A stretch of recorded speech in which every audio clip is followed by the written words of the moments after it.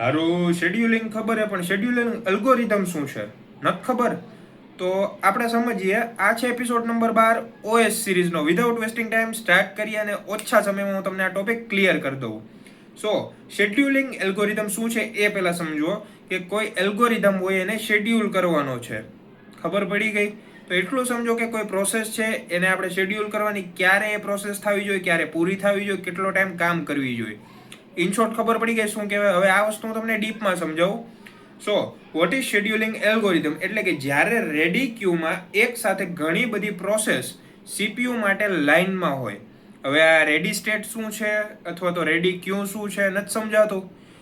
સો નો સમજાતું હોય તો આપણી આ પ્લેલિસ્ટની અંદર જેની લિંક મેં ડિસ્ક્રિપ્શનમાં આપી છે તેની અંદર એક પ્રોસેસ લાઈફ સાયકલ અથવા પ્રોસેસ સ્ટેટ નામનો એક એપિસોડ છે.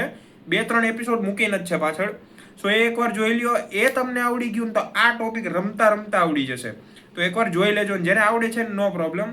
સો જ્યારે રેડી ક્યુમાં એક સાથે ઘણી બધી પ્રોસેસ સીપીયુ માટે લાઇનમાં ઊભી હોય ત્યારે સીપીયુ શેડ્યુલર કયા નિયમ મુજબ એક કોઈ પ્રોસેસને પસંદ કરશે અને તેને શેડ્યુલિંગ એલ્ગોરિધમ કહેવાય.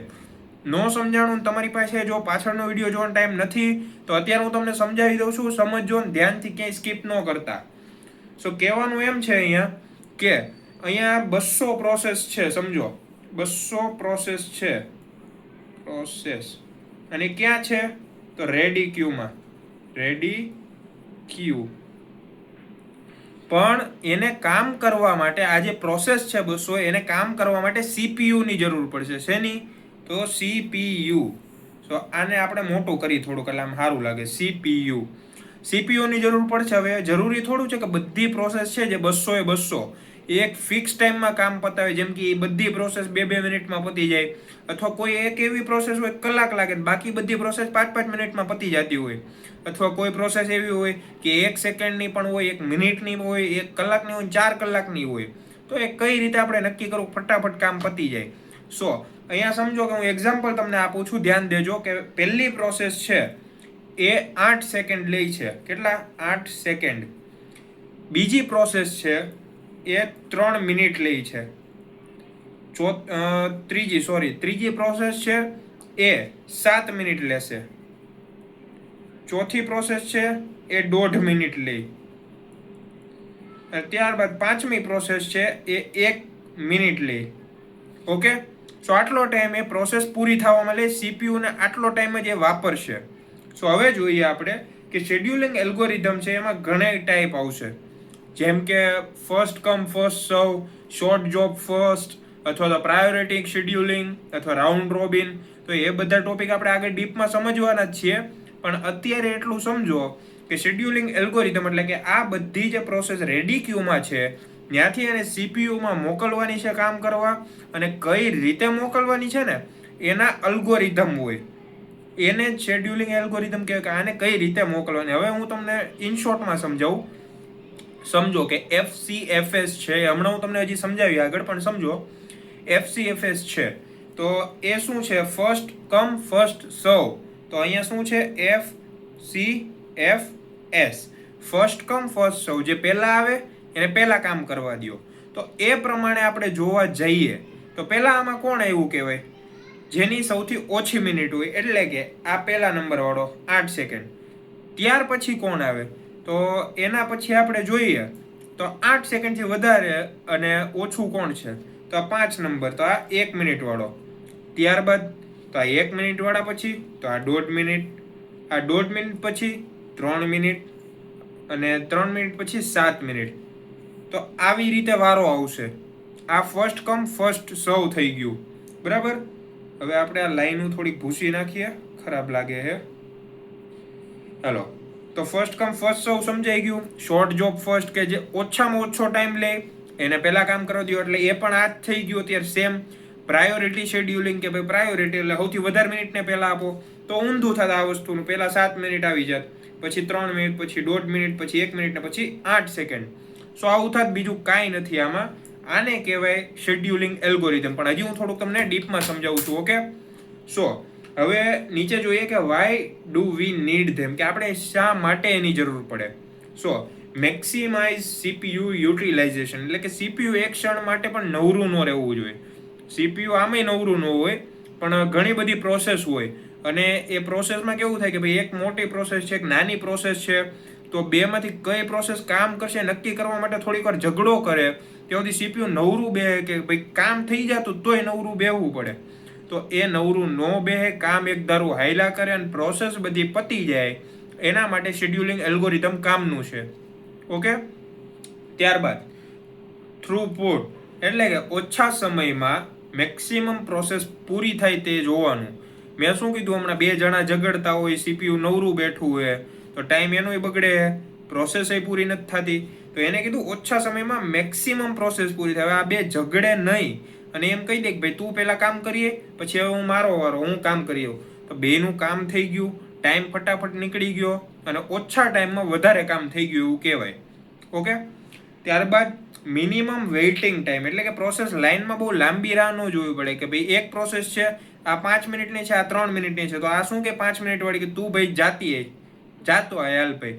3 મિનિટ વાળી પ્રોસેસને એમ કે ભાઈ તું સીપીયુ યુઝ કર, તારું કામ પતે ને 3 મિનિટમાં ફટાફટ પાછો, એટલે આ 5 મિનિટ વાળો પાછો ત્યાં કામ કરવા જાય. 8 મિનિટમાં પ્રોસેસ પતી ગઈ ને એની જગ્યાએ જો બે બાંધવા બેઠા હોત ને કે ભાઈ હું પહેલા જાય તો કામ પૂરું ન થતું. ઓછા ટાઈમમાં મિનિમમ ટાઈમમાં પતી ગયું. ત્યારબાદ છે ફેરનેસ, કે ભાઈ બધાને ઇક્વલ ચાન્સ મળવો જોઈએ. કે ભાઈ એવું નહીં તે કલાક કામ કર્યું તો હું ખાલી 5 મિનિટ જ કરી, એવું નહીં. 5 મિનિટનું કામ છે 5 મિનિટ કરો, કલાકનું કામ છે કલાક કરો.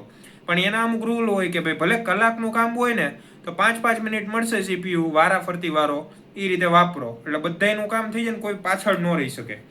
હવે જે મેં તમને હમણાં કીધું હતું FCFS, SJF એ શું છે એ જોવું છે ને હવે, તો એ થોડુંક સમજી લઈએ. જેમ કે ફર્સ્ટ કમ ફર્સ્ટ સર્વ, હમણાં મેં કીધું જે પ્રોસેસ પહેલા આવી ઓછા ટાઈમમાં અથવા તો જે પહેલા પહોંચી ગયા, ઇન શોર્ટ આપણે એવું સમજીએ કે આજે સ્કૂલે ચોકલેટ વેચાવાની છે, સમજો ખાલી ચોકલેટ વેચાવાની, જે પહેલા આવ્યું એને ચોકલેટ મળશે. ચોકલેટ છે 30 અને સ્ટુડન્ટ કેટલા છે 31. તો આમાં શું થશે, જે આવશે એને મળશે પહેલા, એ વાટ નહીં જોવે કે આ સ્ટુડન્ટ આવે તો હું એને આપું. તો જે 31 સ્ટુડન્ટમાંથી જે છેલ્લે આવ્યો ને એને ચોકલેટ નહીં મળે. જેટલા આવતા ગયા ટાઈમે એક પછી ચોકલેટ મળવા માંડી અને 31મો જે છોકરો આવ્યો એને ન મળી. ખબર પડી કે ફર્સ્ટ કમ ફર્સ્ટ સર્વ શું, કે જે પહેલા આવે એને પહેલા ચોકલેટ આપી દો, જે પછી આવે એને પછી ચોકલેટ આપો. ઓકે. સો એ જ વસ્તુ આપણે બેઝિક મિનિંગ ગુજરાતીમાં જોઈએ કે FCFS નું ફૂલ ફોર્મ છે ફર્સ્ટ કમ ફર્સ્ટ સર્વ. નામ ઉપરથી તમને આઈડિયો આવી જાય કે આમાં શું કરવાનું છે. જે પ્રોસેસ પહેલા આવશે તેને સીપીયુ મળશે. હમણાં મેં કીધું તમને, અને એનું એક્ઝામ્પલ શું હતું કે ટિકિટ કાઉન્ટર, જે લાઈનમાં પહેલા એને ટિકિટ પહેલા મળી જાય. ઓકે. અને આનો એક દાખલો પણ આવે છે, પણ અત્યારે આપણે આમાં કવર નથી કરતા કેમ કે વિડીયો બહુ લાંબો થશે. આ 4 એલ્ગોરિધમ ઉપર આપણે સ્પેસિફિક વિડીયો બનાવેલા છે અને એ આના પછી અપલોડ થવાના જ છે. તો ડિટેલ વેમાં તમને દાખલા ગણતા પણ શીખવાડી કે ક્યાંય કોલેજમાં કે ક્યાંય તમે પાછા નહીં પડો, ગમે એવો દાખલો છે તમે કરીને આવશો. તો હવે જોઈએ SJF, શોર્ટેસ્ટ જોબ ફર્સ્ટ, કે જે ઓછા સમયમાં કામ કરે એને પહેલા કામ કરવા દો. એવું નહીં કે પહેલા આવ્યો પહેલા જઈને કામ કરવા દો. શોર્ટેસ્ટ જોબ ફર્સ્ટ, જે ઓછા સમયમાં કામ કરી દે એને કામ દો. તો જે પ્રોસેસ ઓછા સમયમાં એનું કામ પૂરું કરી લે સીપીયુ પહેલા એને આપશે. ખબર પડી? શોર્ટેસ્ટ જોબ ફર્સ્ટ SJF નું ફૂલ ફોર્મ યાદ રાખી લેજો.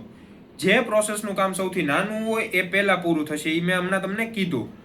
ગ્રોસરી સ્ટોર, જેની પાસે ફક્ત એક જ વસ્તુ હોય તેને પેમેન્ટ પહેલા કરવા દેવું.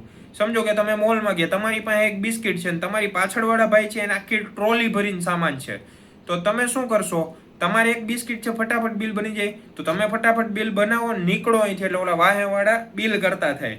હવે સમજો કે વાહેવાળા આગળ હોત ને તમે પાછળ હોત બિસ્કિટ લઈને, તો આગળવાળાને શું કે ભાઈ તમે થોડીક વાર પાછળ વયા જાઓ, આ બેનને કે આ ભાઈને આવવા દો ને એક બિસ્કિટ એનું બિલ કરી નાખી, એટલે તમે આગળ આવી ગયા. એટલે કે ઓછા ટાઈમમાં જેનું કામ થાય એને પહેલા લ્યો. ઓકે. ત્યારબાદ છે પ્રાયોરિટી શેડ્યુલિંગ. અહીંયા પ્રાયોરિટી લખ્યું પણ પ્રાયોરિટી શેડ્યુલિંગ કહેવાય. એટલે કે જે પ્રોસેસ સૌથી મહત્વની હશે એને પહેલા લેવામાં આવશે. હવે આ વસ્તુ હું તમને કહું ને તો સ્કૂલ કાં તો કોલેજમાં તમારા ફેવરેટ ટીચર કાં તો સર હોય કે એ સરને પણ ખબર છે કે આ સ્ટુડન્ટ બ્રિલિયન્ટ છે કે ભાઈ આ ઇમ્પોર્ટન્ટ છે અને બધું આવડે છે. શું કરશે ખબર, એનું નહીં લેસન તપાસે, એને નહીં લેસન આપે કે એવું નહીં કે ભાઈ તે લેસન કર્યું અથવા તો પ્રોજેક્ટ છે તો સરને ખબર જ છે આને બધું થઈ ગયું, તો પહેલાં આને પ્રાયોરિટી આપો. ગમે એ વસ્તુ છે ને પછી એને પ્રાયોરિટી આપશે. કેમ? કારણ કે સારું એને બને છે બે જણાને. સો પ્રાયોરિટી એટલે કે જે પ્રોસેસનું કામ બહુ મહત્વનું છે એને પહેલાં સીપીયુ આપો, ને જેનું કામ મહત્વનું બહુ નથી એને પછી સીપીયુ આપો. ખબર પડી? હવે એને એક્ઝામ્પલથી સમજીએ કે હોસ્પિટલમાં ઇમરજન્સી કેસ અથવા વીઆઈપી પેશન્ટને પહેલાં ચેક કરવા. હવે એક જણું હોય કે ખાલી તાવ હોય નોર્મલ, અને એક બાજુ આઈસીયુમાં એડમિટ કરવાનું, તો આઈસીયુ વાળાને પહેલાં જવા દે. એ ભલે કલાક રહીને પછી આવ્યું હોય, લાઇનમાં એને નહીં ઊભું રહેવું પડે, તાવ વાળાને ઊભું રહેવું પડશે અહીંયા. ખબર પડી? શું થાય? Priority scheduling. અને last but not the least, round robin. આ વસ્તુ શું છે એ તમને કહું ને તો આ તમે સ્કૂલ કે કોલેજમાં જોયું હશે કે બધા ટીચરને 45 મિનિટના લેક્ચર લેવાનો ટાઈમ મળે. એવું તો નથી કે એક ટીચર આવે એનો આખો સબ્જેક્ટ પૂરો કરે અને પછી વયો જાય. એવું ન થાય. અરે સોરી, વયા જાય, થોડુંક રિસ્પેક્ટ આપીએ. સો એવા એક ટીચર્સ નથી કે એક ધારા લેક્ચર લે અને પછી લેક્ચર એનો વિષય પૂરો થાય ને પછી જ પતાવે. એવું ન હોય. રોજ બધા ટીચરને એક ટાઈમ મળે, સ્લોટ મળે કે 45 મિનિટ બધાય લેક્ચર લ્યો, તો બધાયના વિષય એક હારે પૂરા થાય. સો બસ રાઉન્ડ રોબિન આવું જ છે. પ્રોસેસ 10 હોય, કોકનું કામ 5 મિનિટનું હોય, કોકનું 10 મિનિટનું હોય, કોકનું કલાકનું હોય, પણ અહીંયા ટાઈમ ફિક્સ હોય કે ભાઈ બધાને 2-2 મિનિટ સીપીયુ મળશે. 2-2 મિનિટમાં જેટલું કામ થાય એટલું કરો. અને એનું આપણે ડેફિનેશનમાં જોઈએ તો ટાઈમ શેરિંગ એટલે કે દરેક પ્રોસેસને કામ કરવા માટે એક ફિક્સ ટાઈમ હોય. મેં હમણાં કીધું કે ટીચર લોકોને 45 મિનિટનો એક લેક્ચર મળે.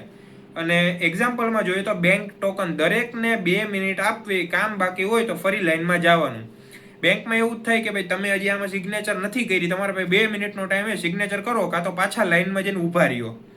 સો બસ આ જ છે શેડ્યુલિંગ એલ્ગોરિધમ. આમાં કાંઈ રોકેટ સાયન્સ નહોતું. આઈ હોપ કે તમે સમજી ગયા છો. અને આ જે 4 છે એલ્ગોરિધમ, એના આગળ આપણે સમ પણ સોલ્વ કરાવવાના છીએ. હું એક ઝલક બતાવી દઉં તમને. તો આ જો FCFS છે અને એ બધું ડિટેલમાં અહીંયા આપ્યું છે કે કઈ રીતનો દાખલો ગણવાનો છે. દાખલો અહીંયા બતાવ્યો છે. અને આ તો ખાલી એક્ઝામ્પલ માટે છે. હું ઘણા વિશે તો અલગ જ હજી આમાં, અને એમાં હું તમને ટ્રીક સમજાવીશ કઈ રીતે કરવાનું ને. ત્યારબાદ છે SJF, એમાં પણ દાખલો છે. રાઉન્ડ રોબિન, એમાંય દાખલો છે. પ્રાયોરિટી શેડ્યુલિંગ, એમાંય દાખલો છે. તો 4 હું સમજાવીશ અને ક્યાંય તમને એવું નહીં થાય કે આ દાખલો આવડો નહીં કે ખાલી જોવા પૂરતો જોઈ નાખો. બધું હું તમને ડિટેલમાં સમજાવી. સો આઈ હોપ કે તમને વિડીયો પસંદ આવ્યો હશે અને સમજ તો આવી જ ગયું હશે. તો વિડીયો પસંદ આવ્યો હોય તો વિડીયોને લાઈક કરો, ચેનલને સબસ્ક્રાઈબ કરો અને આ વિડીયોને તમારા બધા મિત્રો સુધી શેર કરો, જેથી તેમને પણ આ વિડીયો હેલ્પફુલ બની રહે. તો મળીએ નેક્સ્ટ લેક્ચરમાં અથવા દાખલા સાથે.